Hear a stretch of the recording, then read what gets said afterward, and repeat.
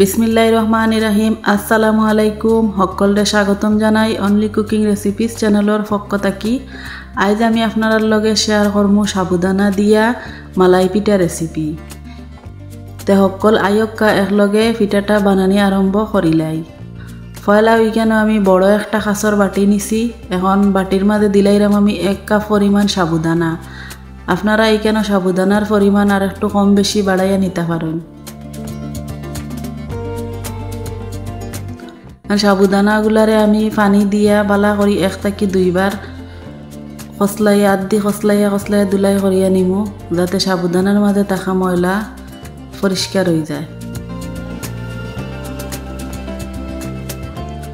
আমি 2 থেকে 3 বার দুলাই করিয়া নিছি, দুলাই করিয়া পানি ধরাইয়া নিছি। এখন আমি সাবুদানার মাঝে দিলাইরাম 2টা ডিম।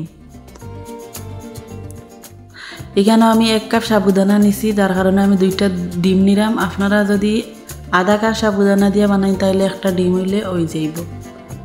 এখন ডিম আর সাবুদানারে আমি বালা করে মিশাইয়া নিলাম, যাতে একলগে মিশে সুন্দর হইয়া।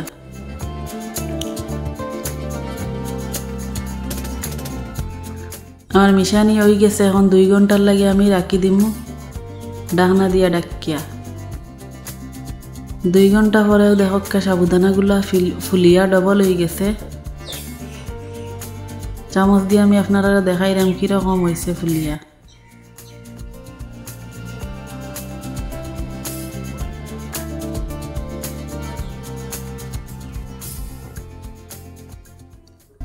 আমি দেখলাম সাবুদানাগুলো আমার একটু বেশি ফুলিয়া পানিটা নিয়ে গেছে, যার কারণে আমি এখানে লিকুইড দুধ 2 চা চামচ দিলাইরাম, দিয়া একটু আবারও লাড়িয়া ছাড়িয়া নিলাম।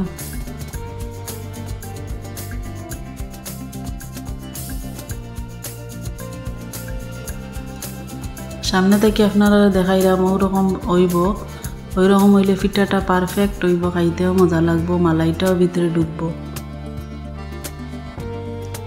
এখন আমি একটা প্যানের মাঝে পরিমাণ মতো তেল হালকা গরম করিয়া নিছি। এখন তেলের মাঝে আমি চামচ দিয়ে একটা পিঠা দিলাইরাম। আপনারা যদি চামচ দিয়ে দিতে অসুবিধা হয় তাইলে হাত দিয়ে গুলগুল করে দিবা। এখন দেখতে পারেন কি সুন্দর তেলের মাঝে পিঠাগুলা বাসিয়ে উঠিছে। আমি একটা চামচ দিয়া লাড়িয়ে ছাড়িয়ে দিলাম। সকলের প্রতি আমার একটা অনুরোধ, ভিডিওটা বেশি বেশি দেখবা, লাইক কমেন্ট এবং চ্যানেলটাকে সাবস্ক্রাইব করিয়া পাশে থাকবা। আপনারা সামনে থেকে আমি একটা পিঠা দেখাইলাম, দেখছেন কি সুন্দরভাবে ফুলছে। সবগুলো আমার পিঠা সুন্দরভাবে ফুলি গেছে। এখন আমি তেলের একটা চামচ দিয়ে তেল জড়াইয়া তুলি লাইলাম।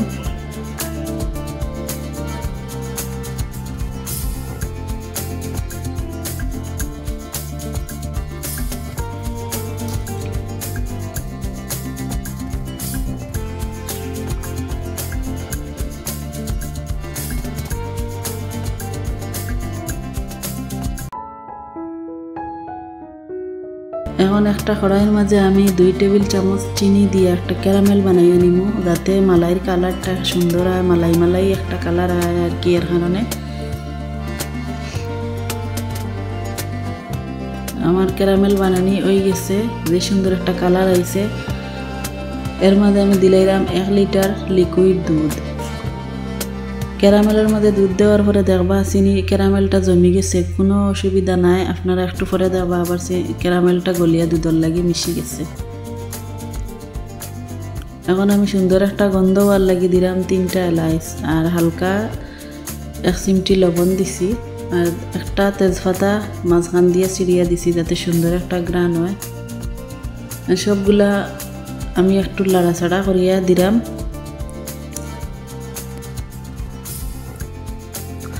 আমি কেন 2 টেবিল চামচ চিনি দিয়া মালাইটা বানাইছি, যার কারণে আমি এখন আরও মিষ্টির লাগি আমি 1/2 কাপ চিনি দিছি। দেখো আমার মালাইটা বলক আইছে, উতরানি আইছে যে সুন্দর হইয়া।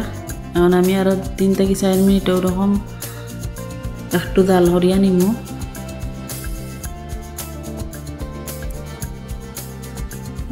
চুলাটা বন্ধ করিয়া দিছি। এখন তেল ভাজা সাবুদানাগুলা মালাইয়ের মাঝে আমি দিলাইরাম।